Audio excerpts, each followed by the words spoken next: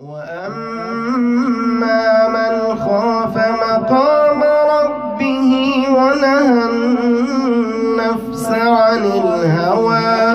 فَإِنَّ الْجَنَّةَ هِيَ الْمَأْوَى۔ حدیث نمبر 63، زراعت و باغبانی کی فضیلت اور اس کا صدقہ۔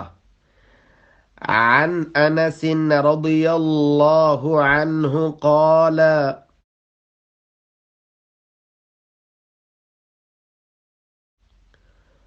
قال رسول اللہ صلی اللہ علیہ وسلم ما من مسلم يغرس غرسا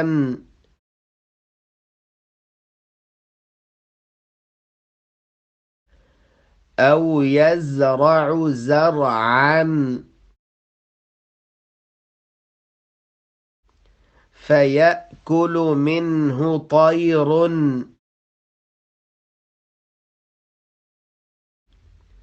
أو إنسان أو بهيمة إلا كان له به صدقة۔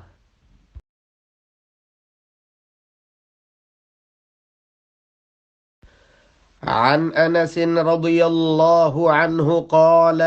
قال رسول اللہ صلی اللہ علیہ وسلم ما من مسلم يغرس غرسا او يزرع زرعا فيأكل منه طير او انسان او بهيمة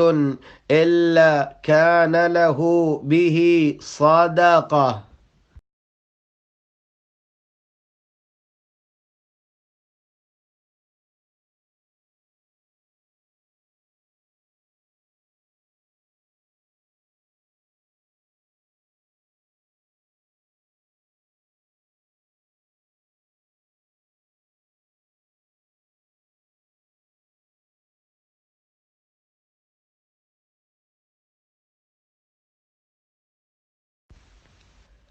عن انس رضی اللہ عنہ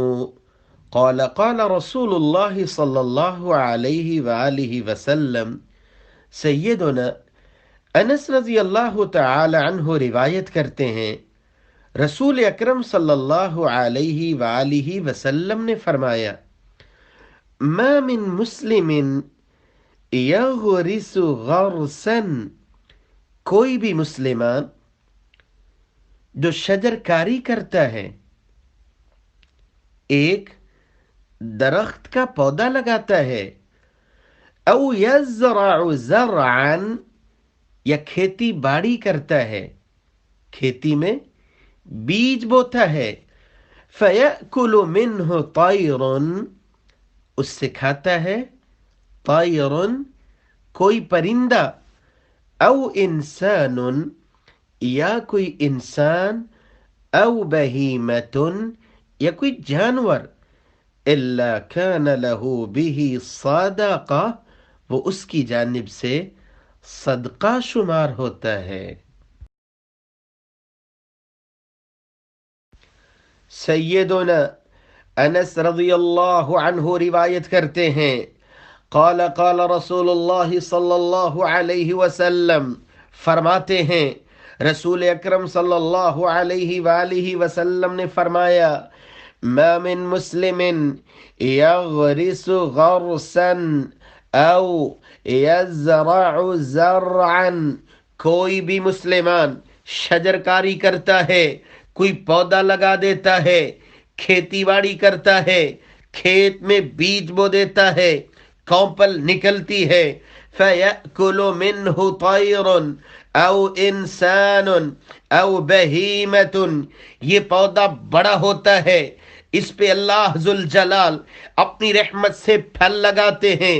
کوئی اس کے سائے میں بیٹھتا ہے، کوئی اس سے کھانے لگ جاتا ہے، جس انداز سے بھی فائدہ اٹھائے، فائدہ اٹھانے والا طائر پرندہ ہو، کوئی انسان ہو او بہیمتن یا کوئی جانور ہو، الا کان لہ بہ صدقہ، یہ شجر کاری کرنے والا، یہ کھیتی باڑی کرنے والا، اس پودے یا درخت پہ محنت کرنے والا، اللہ ذوالجلال اس محنت کرنے والے کے لیے اس پودے کو صدقہ بنا دیتے ہیں۔